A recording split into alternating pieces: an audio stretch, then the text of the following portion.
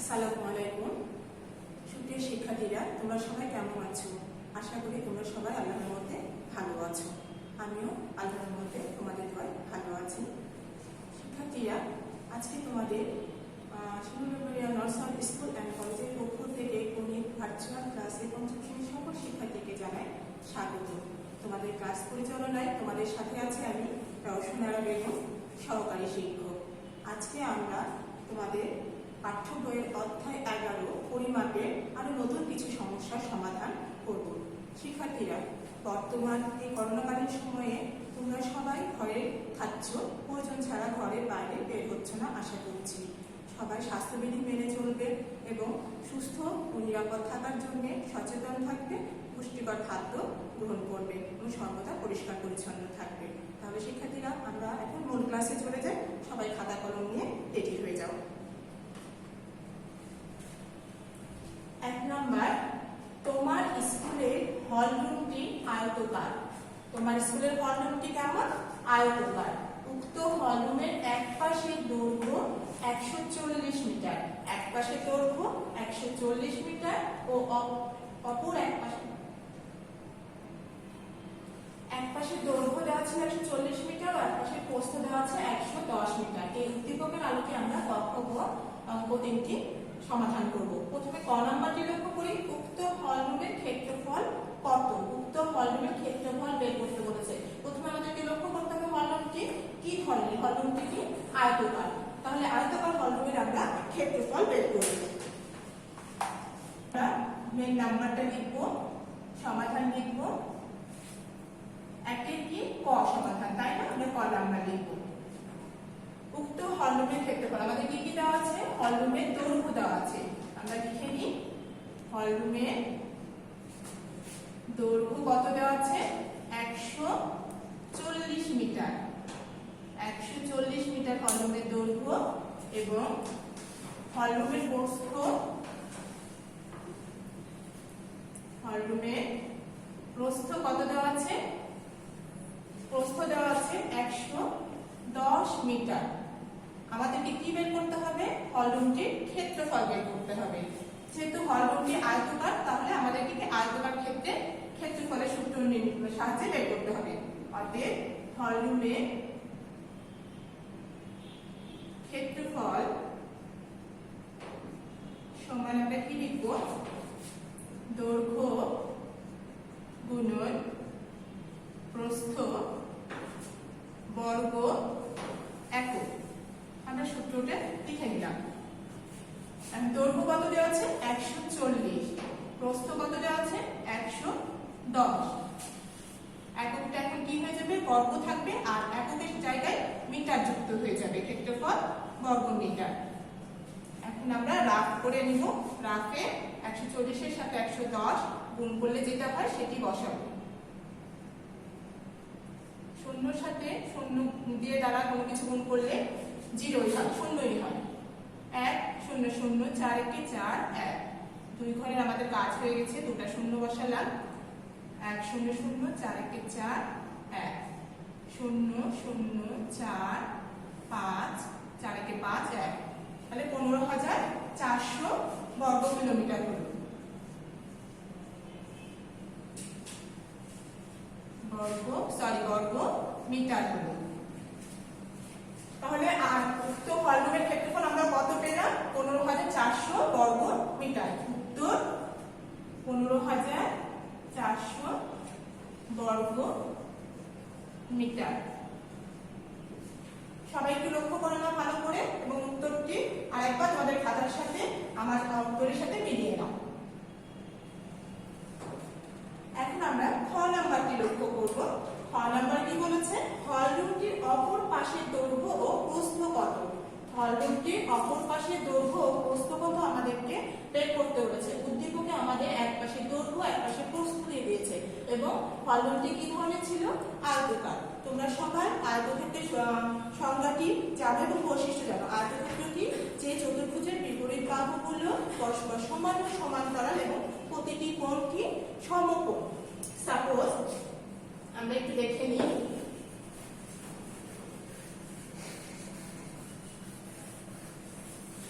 একের খ নাম্বার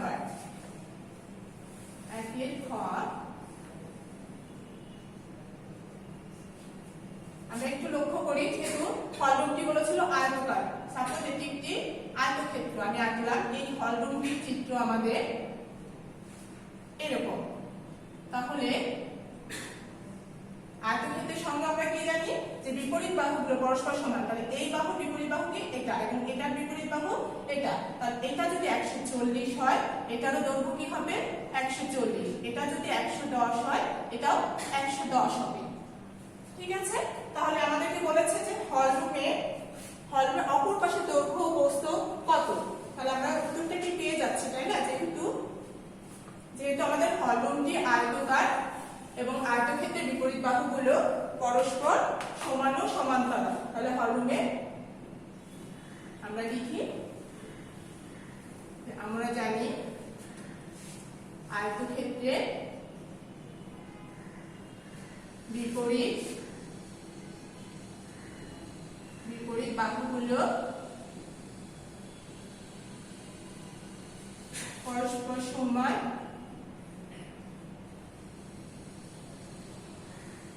ও সমান্তরাল।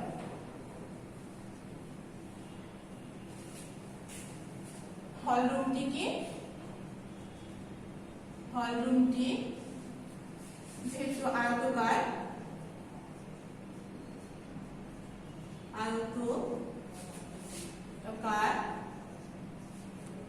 সুতরাং কি হচ্ছে, হলরুমের অপর পাশে দৈর্ঘ্য প্রস্থ কি সমান হচ্ছে। অপর পাশে দৈর্ঘ্য 140 মিটার এবং প্রস্থ 110 মিটার। সবাই নিশ্চয়ই বুঝতে পেরেছ। চিত্রটি লক্ষ্য করলে আমরা অপর পাশে দৈর্ঘ্য প্রস্থটি পেয়ে যাচ্ছি। উত্তর 140 মিটার এবং 110 মিটার। এখন আমরা গ নম্বরটি লক্ষ্য করব। গ নম্বর কি বলেছে, একজন ছাত্র ওই হলরুমের চারপাশ দিয়ে দুইবার হাঁটলে, কয়বার হাঁটলে? দুইবার হাঁটলে হলরুমের চারপাশ দিয়ে তার কতটুকু হাঁটা হবে। অর্থাৎ চারপাশে কি হলরুমটা চারপাশে ঘোরাটাকে বের করতে বলেছে এবং এটা অর্থ পরিসীমা বের করতে বলছে আমাদেরকে। আমরা পরিসীমা সমান কি জানি, 2 গুণন দৈর্ঘ্য যোগ প্রস্থ। অর্থাৎ দৈর্ঘ্য প্রস্থের যোগফলকে যদি 2 দিয়ে গুণ করি, তাহলে আমরা এই চারপাশে হাঁটার পরিমাণটা বের করতে পারবো, অর্থাৎ পরিসীমা।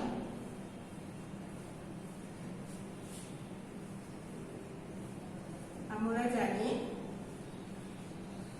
পরিসীমা সমান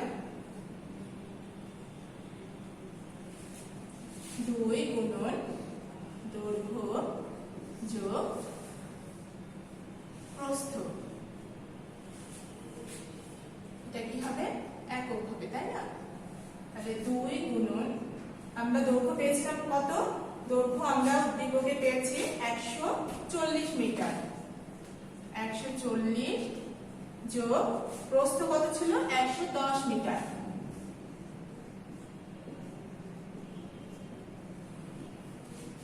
2 গুণন 140 এর 0 0 4 একে 5 2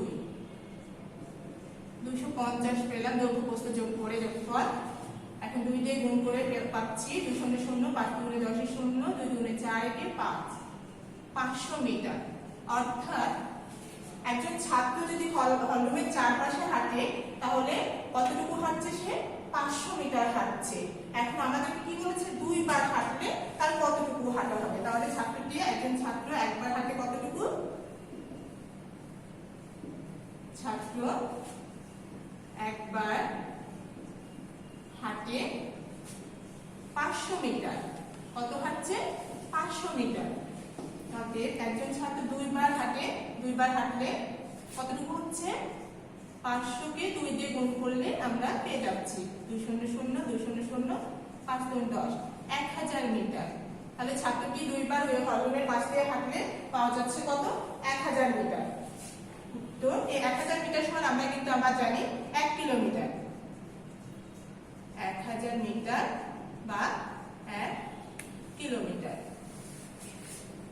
উত্তর 1000 মিটার। কেউ যদি তোমরা 1000 মিটার লিখো তাও নাম্বার পাবে, কেউ যদি 1000 মিটার বা 1 কিলোমিটার কথাটি উল্লেখ করে দাও তাও পুরো নাম্বারটি পাবে। ওকে শিক্ষার্থীরা, আশা করছি অঙ্কটি তোমরা বুঝতে পেরেছো। সৃজনশীল অঙ্ক যেহেতু এই অধ্যায়ে প্রথমেটি, আমরা দ্বিতীয় নম্বর অঙ্কে চলে যাব। 2 নম্বরে কি আছে দেখি, লক্ষ্য করি সবাই। একটি বড় বালতিতে 40 লিটার পানি ধরে। একটি বড় বালতিতে কি পরিমাণ পানি ধরছে? 40 লিটার। এর আলোকে আমরা ক খ গ করব। প্রথমে ক নম্বরটি আমরা লক্ষ্য করি। অনুরূপ 75টি বালতিতে কত লিটার পানি ধরবে? অনুরূপ অর্থাৎ এই যে বড় বালতিটির পরিমাণ বলেছে, এই বালতির সমান 75টি বালতিতে কতটুকু পানি ধরবে সেটি আমাদের বের করতে হবে। 2 এর ক সমাধান। অনুরূপ 75টি বালতির পানি কতটুকু ধরবে সেটি বের করতে হবে। তাহলে একটি বালতিতে পানি ধরে কত? একটি বালতিতে পানি ধরে কত লিটার? 40 লিটার। 40 লিটার। অতএব 75টি বালতিতে পানি ধরে, অবশ্যই বেশি, গুণ হবে 40 গুণ 75 লিটার। এটি আমরা মুখোমুখি গুণ করতে পারবো, রাফে না করলেও। 4 দিয়ে 5 কে গুণ করলে 4 5 4 20 শূন্য, হাত থেকে 2, 4 7 28, 7 2 30। তাহলে এখানে হলো 40 কে 5 দিয়ে যদি আমি 4 দিয়ে 5 কে গুণ করলে 4 5 20 শূন্য, হাত থেকে 2, 4 7 28, 7 2 30 হলো। 4 দিয়ে 75 কে গুণ করলে আমরা পেলাম কত? 300। আর 40 এর এই শূন্যটা বসিয়ে দিলে হয়ে গেল 3000 লিটার। তাহলে 75টি বালতিতে 40 লিটার করে পানি রাখলে পারে কত হচ্ছে? 3000 লিটার। উত্তর 3000 লিটার।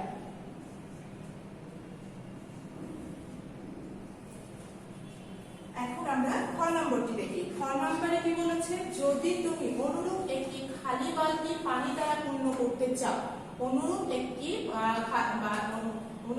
খালি বালতি, তার মানে কি এই 40 লিটার এই খালি বালতি যদি পানি দ্বারা পূর্ণ করতে চাও, তাহলে 500 মিলিলিটার পানি ধরে এমন মগে কত মগ পানি লাগবে? অর্থাৎ এই 40 লিটার পানি একটি খালি বালতিতে 500 মিলিলিটার মগ দ্বারা পূর্ণ করতে কতটি মগ লাগবে সেটি বের করতে আমাদেরকে বলেছে। 2 এর খ সমাধান। আমাদেরকে যেহেতু মগের পরিমাণ বলে দিয়েছে 500 মিলিলিটার, তাহলে আমরা যে মূল অঙ্কের 40 লিটার এটিকে মিলিলিটারে পরিণত করে দেব। আমরা জানি 1 লিটার সমান কত? 1000 মিলিলিটার। 1000 মিলিলিটার। তাহলে 40 লিটার সমান আমরা মিলিলিটারে পরিণত করে নিই। অর্থাৎ 40 লিটার সমান 1000 গুণন 40। 4 40 থাকলো, সাথে 3টা শূন্য যুক্ত হয়ে গেল। 40,000 মিলিলিটার। এখন 500 মিলিলিটার মগ দ্বারা 40,000 মিলিলিটার পানি ভরতে কতটি মগ লাগবে সেটি বের করতে হবে। 500 মিলিলিটার পানি ধরে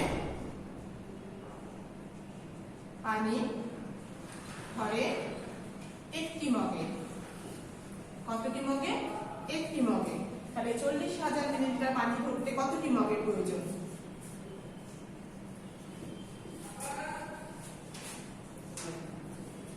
40,000 আর 500 এতটি মগে। এটিও আমরা কিন্তু মুখে মুখে ভাগ করতে পারবো। যেমন এই 5 দিয়ে যদি আমি 40কে ভাগ করি কত হচ্ছে? বা এই দুটো শূন্য চলে গেলে থাকছে কত? 5, 400 থাকছে। 400কে 5 দিয়ে ভাগ করলে 5 × 40 আর শূন্য 80টি মগ। 80টি মগ। তারপরেও আমি তোমাদেরকে এটি ভাগ করে দেখিয়ে দিচ্ছি। 500 দিয়ে 40,000কে 8 দিলে 8 শূন্য শূন্য 8 শূন্য শূন্য 5 8 40, এই শূন্যটা ভাগ গেল না, এই শূন্যটা উপরে উঠে গেল, তাহলে কতটি দাঁড়ালো? 80টি। পেয়েছি আমরা ফলাফল 80টি মগ। অর্থাৎ অনুরূপ একটি খালি বালতি পূর্ণ করতে 500 মিলিমিটারে পানি ভরে এমন কয়টি মগ দ্বারা আমরা পূর্ণ করতে পারবো? 80টি মগ দ্বারা। উত্তর 80টি মগ। এখন আমরা গ নাম্বারটি লক্ষ্য করব। নাম্বার, পানি ভর্তি বালতি থেকে 14 লিটার 500 মিলিলিটার পানি ফেলে দিলে ওই বালতিতে আর কি পরিমাণ পানি থাকবে? পানি ভর্তি বালতি অর্থাৎ এই যে 40 লিটার পানি আছে, সেখান থেকে যদি আমরা 14 লিটার 500 মিলিলিটার পানি ফেলে দিই, তাহলে বালতিতে আর কি পরিমাণ পানি থাকবে সেটি বের করতে হবে। গ নাম্বার সমাধান। পানি ছিল কত বালতিতে? পানি আছে বা ছিল কত? 40 লিটার।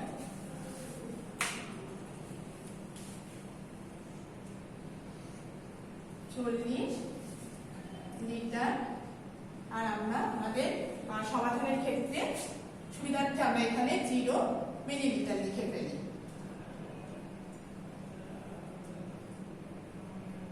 মিলিলিটার। পানি ফেলে দেওয়া হলো কতটুকু? পানি ফেলে দেওয়া হয়েছে কত? 14 লিটার। আর কত মিলিলিটার? 500 মিলিলিটার।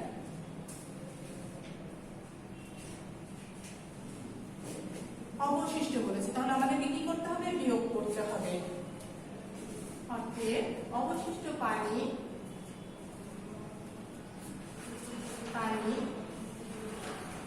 থাকবে এখানে উপরে শূন্য, মানে আমরা কি করলাম? এখানে 500 আছে, এখানে শূন্য আছে, শূন্যের সাথে শূন্য বিয়োগ করলে শূন্য শূন্য, এখানে 10 ধরে নিলাম, আর 10 থেকে 5 বাদ দিলে 5, আর 1 দিয়েছিলাম ভাগ, এখানে চলে আসলো। তাহলে এখানে 500 মিলিলিটার হলো 5। 10 থেকে 5 বাদ দিলে 5, 1 ধার নিয়েছিলাম, শোধ করলাম 2, 4 থেকে 2 বাদ দিলে 2, 25 লিটার। অবশিষ্ট পানি কতটুকু থাকছে ফেলে দেওয়ার পরে? 25 লিটার 500 মিলিলিটার। তোর 25 লিটার 500 মিলিলিটার।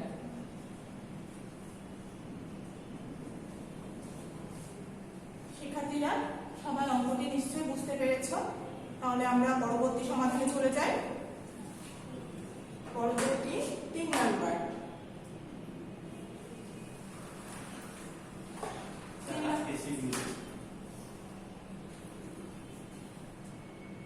3 নাম্বার সমাধানটি কি করতে হবে দেখি একটু আমরা এই প্রশ্নটি পড়ে। একটি ঘরের মেঝের দৈর্ঘ্য 16 মিটার। একটি ঘরের মেঝের দৈর্ঘ্য কত? 16 মিটার, প্রস্থ 12 মিটার। উদ্দীপকের আলোকে ক খ গ আমাদের বের করতে হবে। ক নম্বরটি প্রথমে আমরা দেখি কি আছে, ওই ঘরের মেঝের ক্ষেত্রফল কত। এই ঘরটি কি ধরনের আমাদের বলে দেয়নি, কিন্তু আমরা উদ্দীপক দেখে বুঝতে পারছি ঘরটি কি ধরনের। যেহেতু দৈর্ঘ্য প্রস্থ দেওয়া আছে, তাহলে ঘরটি আয়তকার। 3 ক নাম্বার।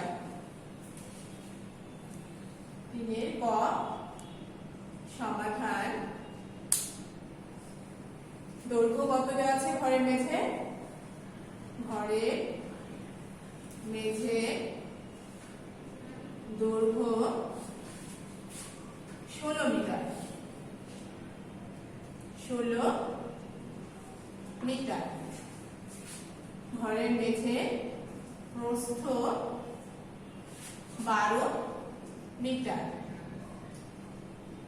অতএব ঘরের মেঝে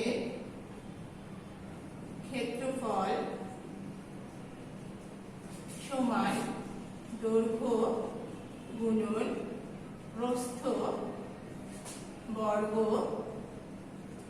একক। দৈর্ঘ্য কত দেওয়া আছে? 16 মিটার। 16 বসালাম আমরা।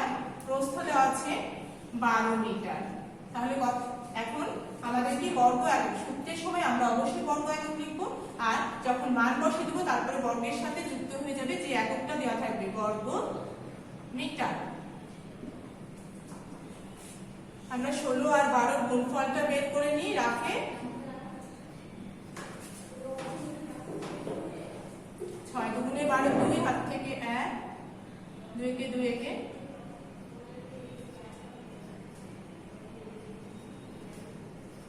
192।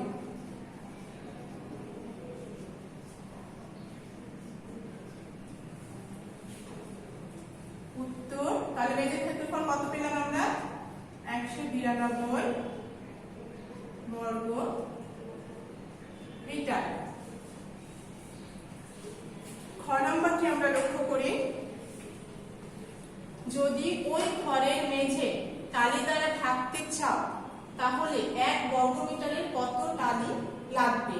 ওই ঘরের মেঝে টালি দ্বারা ঢাকতে চাইলে 1 বর্গমিটারে কতটি টালি লাগবে সেটি বলেছে।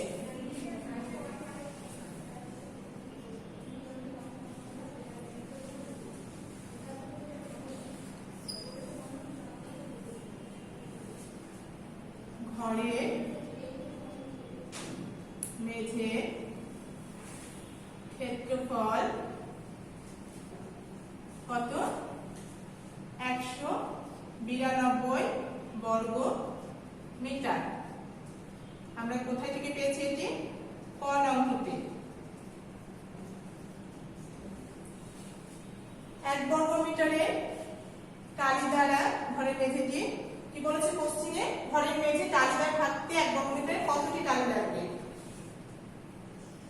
1 বর্গ মিটারে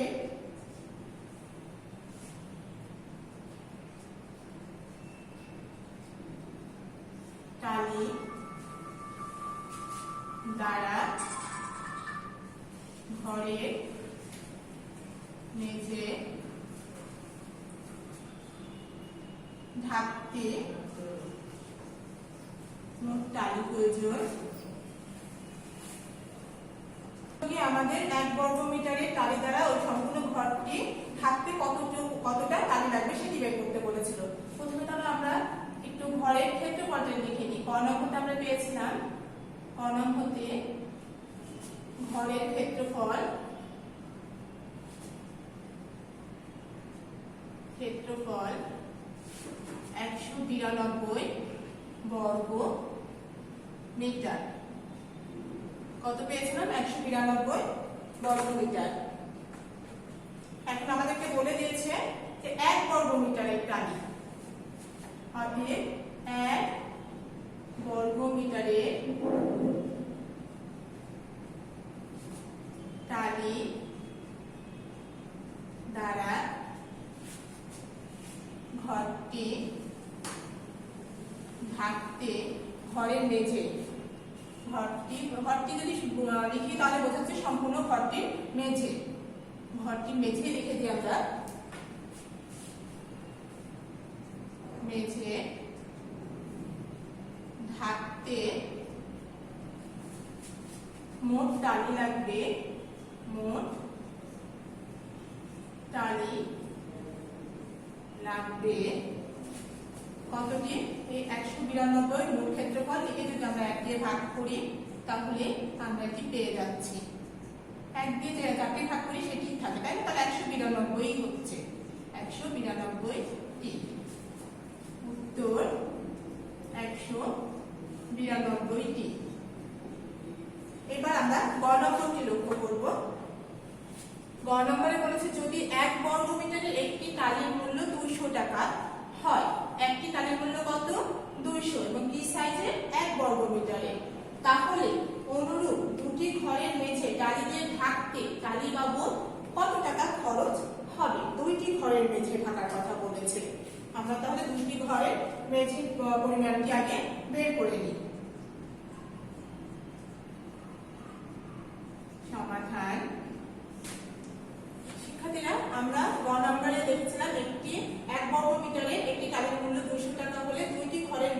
আজকে কত খরচ পড়বে সেটি বের করতে বলা হয়েছিল। তাহলে আমরা দুটি ঘরের মোট টালি পেয়েছি কতটি? একটি ঘরে টালি পেয়েছিলাম আমরা ঘর নম্বরে 192টি। দুটি ঘরের মোট টালি 2 দিয়ে গুণ করে আমরা পেয়েছি 384টি। আর 1 বর্গ মিটার সাইজের একটি টালির মূল্য দেওয়া আছে কত? 200 টাকা। আমরা এই জন্য এখানে কি দিচ্ছি? 200 টাকা। অতএব 384টি 1 বর্গ মিটার সাইজের 384টি টালির মূল্য 200 দিয়ে 384কে আমরা গুণ করে ফলাফল পেয়েছি কত? 7, 6, 8, 0, 0 অর্থাৎ 76,800 টাকা। মোট খরচ হবে কত দুটি ঘরের পেছনে টালি 1 বর্গ মিটার আকারের টালি দ্বারা সাজাতে? 76,800 টাকা। শিক্ষার্থীরা, আশা করছি সবাই তোমরা সৃজনশীল আজকে যে অঙ্কগুলো বললাম আমরা বুঝতে পেরেছো এবং খাতায় সঠিকভাবে সবাই তুলেছো। আগামী দিন কি হবে একটু তোমরা সবাই নোট করে দাও। আগামী দিন তোমাদের এই অধ্যায়ের পরে ক্লাস নেওয়া হবে 4 নম্বর ক্লাস। তোমরা সে পর্যন্ত সবাই ভালো থাকবে, সুস্থ থাকবে, নিরাপদে থাকবে, পরিষ্কার পরিচ্ছন্ন থাকবে। প্রয়োজন ছাড়া ঘরের বাইরে বের হবে না, বের হলেও অবশ্যই মাস্ক ইউজ করবে। আর এই পর্যন্ত যে ক্লাসগুলো হলো বাসায় বারবার অনুশীলন করবে, তাহলে দেখবে অঙ্কগুলো অনেক সহজ লাগবে তোমাদের কাছে। আগামী ক্লাস দেখার আমন্ত্রণ জানিয়ে আজকের মতো এখানে বিদায় নিচ্ছি। ধন্যবাদ সবাইকে।